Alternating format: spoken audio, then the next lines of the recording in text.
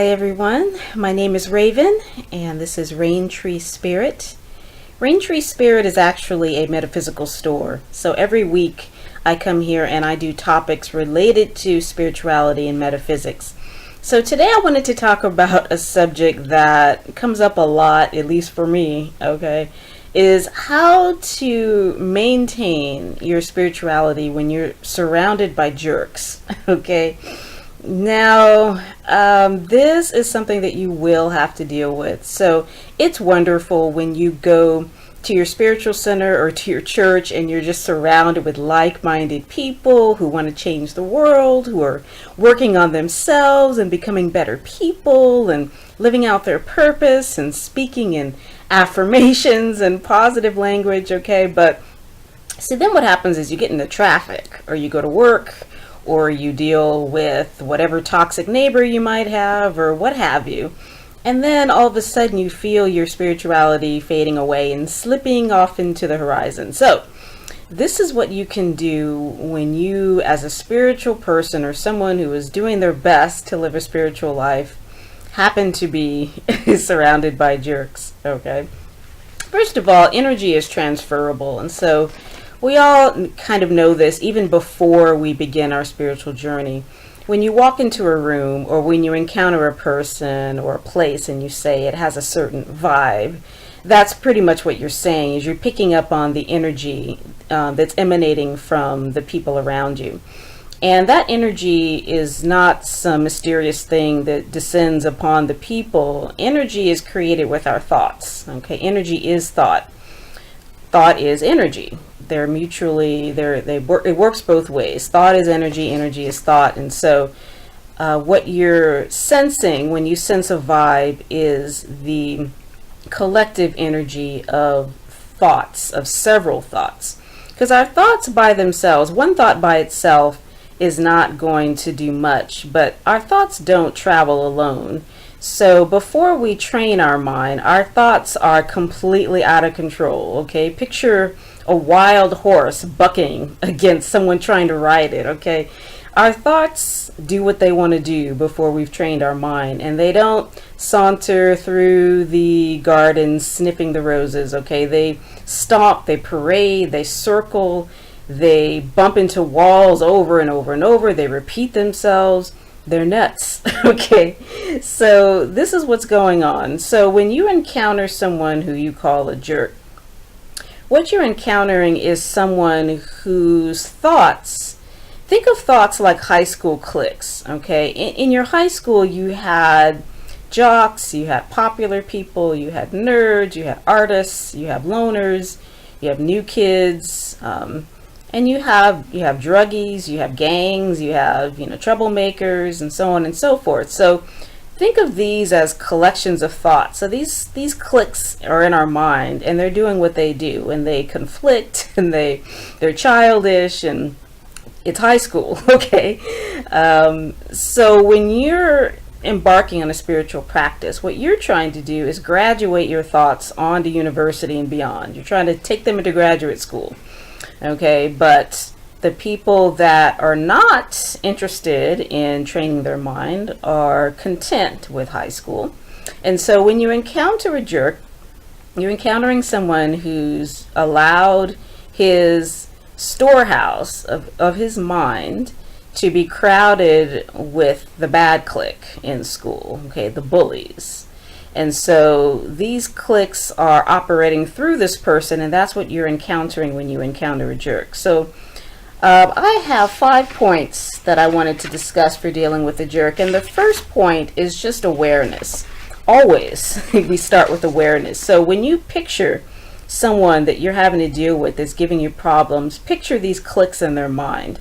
Picture the bad kid with the pack of cigarettes rolled up in his sleeve, who's chewing gum and trying to look threatening. Okay, that's all that is. It's not the person that you're fighting. It's these collections of thoughts that they've allowed to run wild and dominate their thinking. And it has gone on for so long that it comes across in their speech and in their actions. Okay, so that's what you're dealing with. So be aware of that, and if it helps you, visualize it so that you're not taking this person's behavior personally. Okay. Secondly, and this is a really wonderful tip for any time you want to gain control of your mind, is to develop a mantra. A mantra, or mantra plural, is just it's kind of like an affirmation, but instead of a sentence, it's just a word. So my first mantra was Rama, and translates to joy. It can be anything. It can be related to your spiritual tradition or your religious tradition. Some people say Jesus over and over. Some people have Om, the universal sound. Some people have Om Mani Padme Hum, which is a Buddhist one. So you can read books on that or look online for a mantra and select the one that speaks to you. But what a mantra does is Rama, Rama, Rama. You're not saying it out loud, okay? You're saying it to yourself. But what it does is it gives your thoughts, which want to race along with this jerk that you're dealing with, it allows you to take a step back. The mantra kind of corrals those thoughts that want to wander and gets them back in line. So I say break in case of emergency, okay? This is your mantra. And obviously it doesn't have to just be in emergencies, but it really works well when you know that you're encountering a situation or a person that's threatening to get you off track. You hang on to your mantra silently in your head while you're dealing with them so that you can remember at all times who you are, okay? Next, and this takes discipline, speak leanly to jerks. Do not match word for word. People who are jerks like to blah, blah, blah, blah, blah, blah, blah. What they're trying to do is dominate you with useless words. They want to try to accuse you of things. They want to try to talk over you.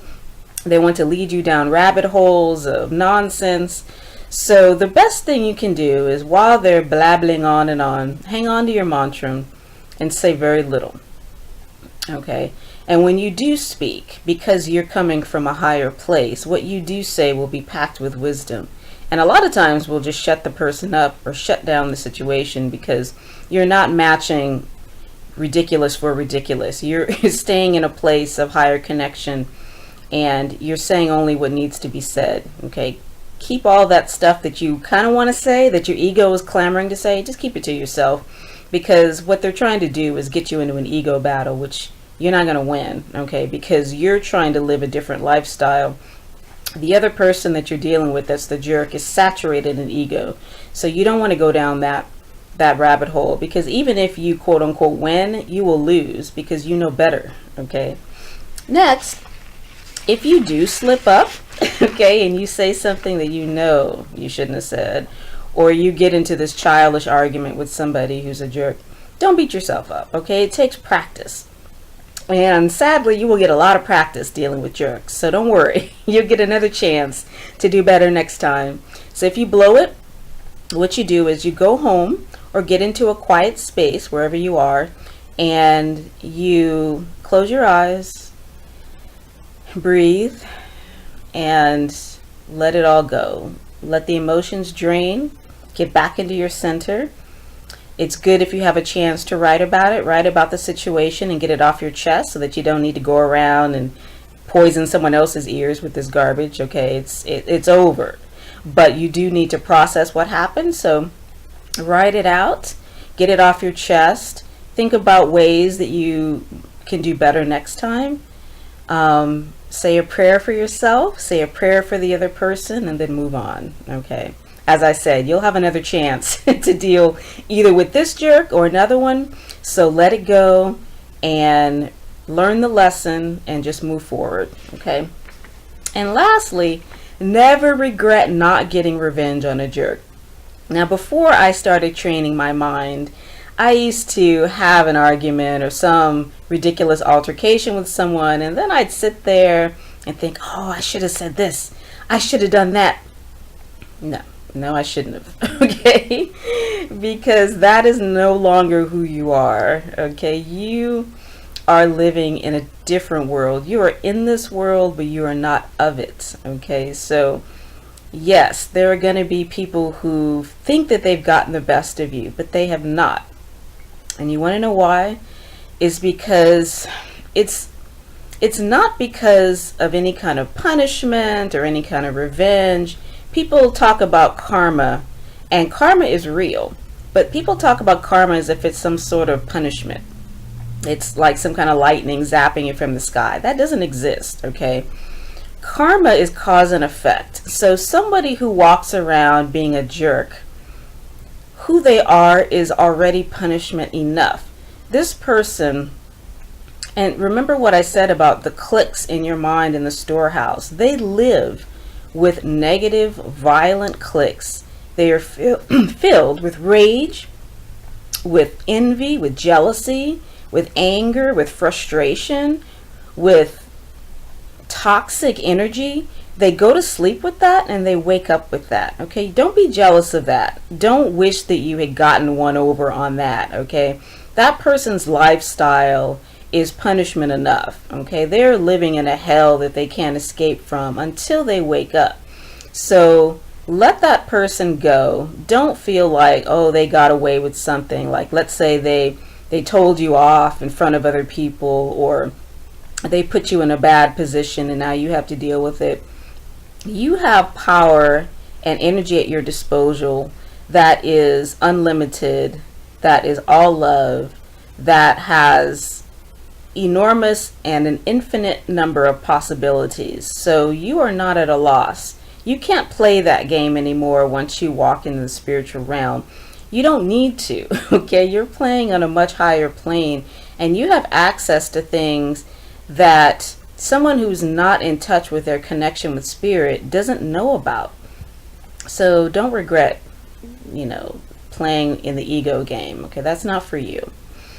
All right, let's call the world to a higher standard together, you and I. So, as I said, Raintree Spirit is a metaphysical store. We also offer life coaching and fitness coaching, as well as a bunch of wonderful metaphysical jewelry and spiritual products. And there's a blog there, and there's a newsletter you can sign up for.